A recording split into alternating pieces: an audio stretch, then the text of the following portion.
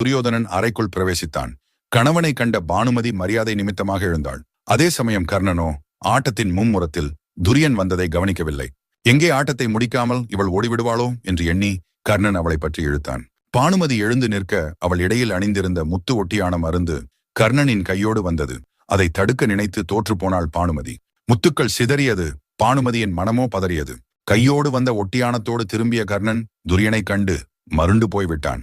கரம் பிடித்த கணவன் அருகில் இல்லாத நேரம், அவனின் அனுமதி கூட இல்லாமல் அவன் அறையிலே அமர்ந்து அவனுடைய மனைவியுடன் ஒருவன் விளையாடி கொண்டிருக்கிறான். அதுவும் அவளின் இடையின் மீதே தனது வலுவை காட்டி ஒட்டியானத்தையும் பீத்து இழுத்து விட்டான். இதை அவளின் கணவன் பார்த்தால் என்ன நடக்கும்? அதான் பார்த்து விட்டானே, என்ன சொல்லி புரிய வைக்க முடியும்? நண்பா, அது வந்து எப்படி சொல்வேன்? வார்த்தைகளை தேடிக் கொண்டிருந்தது கர்ணனின் வாய். பானுமதியோ தனக்கு வாய் என்று ஒன்று உள்ளதையே மறந்து போய்விட்டாள் போல சரிந்த முந்தியை பிடித்துக்கொண்டு சிலை போல்